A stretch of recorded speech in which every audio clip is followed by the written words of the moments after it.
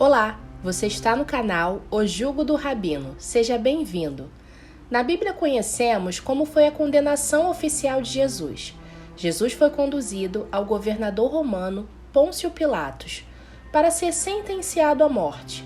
Sabemos que Jesus se entregou voluntariamente pelos nossos pecados. A crucificação de Jesus fazia parte do plano perfeito de Deus para salvar a humanidade. A cruz é um lembrete constante do amor de Deus por nós. Contudo, mesmo sendo a crucificação um propósito divino, hoje convido você a entender e refletir sobre o assassinato de um inocente sancionado pelo Estado que até os dias de hoje deixa a humanidade perplexa. Por que Jesus foi levado para um governador romano se os principais interessados por sua morte eram líderes judeus? Precisamos compreender que Roma, na época de Jesus, dominava a maior parte dos reinados do mundo. Judéia era submetida ao controle direto de Roma e obrigados a pagar imposto. Roma foi descrita na profecia bíblica como um animal aterrorizante e extraordinariamente forte. Animal, terrível e espantoso, e muito forte, o qual tinha dentes grandes de ferro, ele devorava e fazia em pedaços, e pisava aos pés o que sobejava, era diferente de todos os animais que apareceram antes dele, e tinha 10 chifres.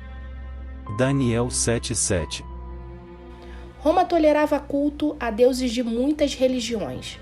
Permitia que as províncias tivessem a sua própria religião e organização.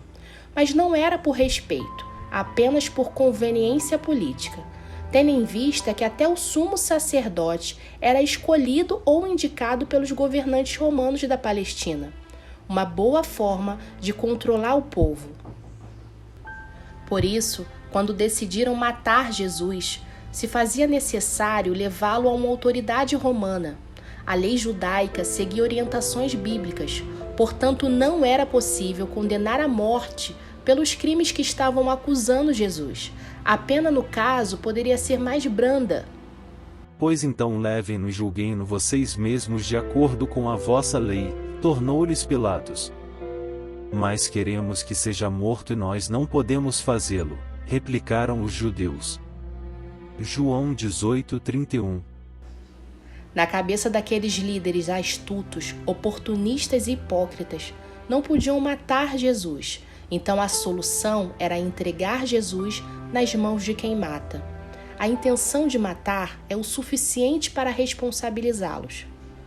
Aquele que me entregou a ti, maior pecado tem. João 19:11.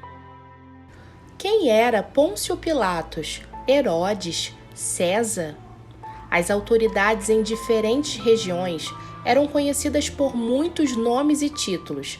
São tantas denominações que até historiadores encontram dificuldades em dar a denominação correta.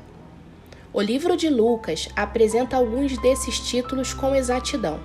Compreender o mínimo da hierarquia romana na época de Jesus nos ajuda a esclarecer muito sobre alguns acontecimentos registrados nos evangelhos. César e Herodes não é um nome específico, mas sim um título que se refere aos governantes imperiais romanos. César era derivado do nome Júlio César, um dos líderes políticos mais influentes da República Romana. O César do período histórico em que Jesus viveu era Tibério César, o senhor de Roma, a autoridade máxima. Herodes. Todas as pessoas que tiveram esse título eram descendentes de Herodes. Houve pelo menos 4 Herodes no Novo Testamento. Alguns deles governaram em períodos diferentes. O Herodes que mandou matar as crianças de Belém não foi o mesmo Herodes do tempo de João Batista. Agora chegamos à figura que sentenciou Jesus, Pôncio Pilatos, responsável por tratar dos impostos e rebeliões armadas contra Roma. Podemos chamá-lo de governador, prefeito ou procurador da Judéia. Todos esses termos são equivalentes. Jesus foi levado à sua presença com a falsa acusação de incitar o povo judeu, proibindo de pagar impostos a César. E entrou outra vez na audiência, e disse a Jesus: De onde és tu? Mas Jesus não lhe deu resposta. Disse-lhe, pois, Pilatos: Não me falas a mim? Não sabes tu que tenho poder para te crucificar e tenho poder para te soltar? Respondeu Jesus: Nenhum poder terias contra mim, se de cima não te fosse dado, mas aquele que me entregou a ti, maior pecado tem. João 19, 9, 11.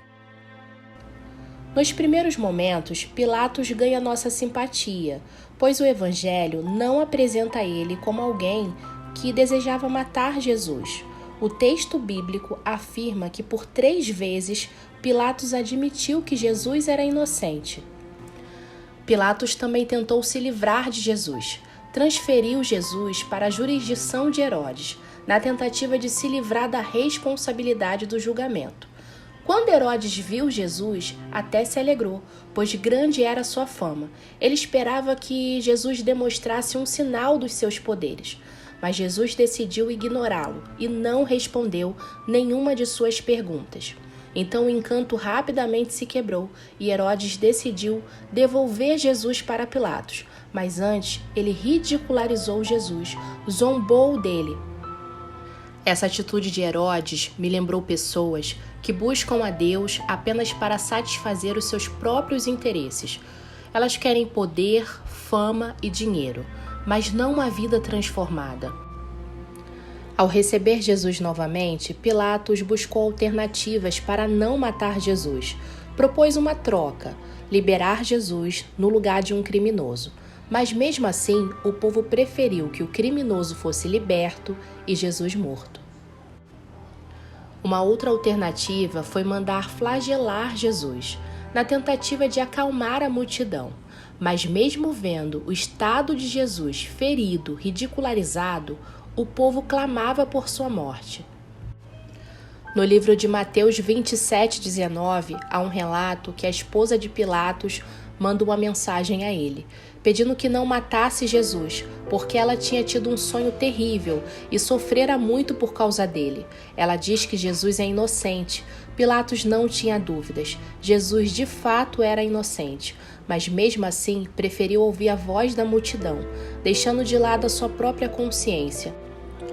Vendo que nada funcionava para acabar com aquele julgamento injusto, Pilatos decide fazer conforme a vontade da multidão e dá ordem para que Jesus fosse crucificado. Entretanto, ele não deve ser absorvido de culpa, nem tampouco cair nas nossas graças. Existem pouquíssimos relatos históricos da sua existência, mas o que tudo indica é que ele era um tirano e, mesmo sabendo que estava condenando o inocente, decidiu prosseguir na injustiça por conveniência política. Ordenou um açoitamento brutal, mesmo já tendo declarado por 3 vezes que não havia crime algum em Jesus. Pilatos será lembrado para sempre como um exemplo de omissão. Mas e o nosso Senhor Jesus? Sabemos que ele vive.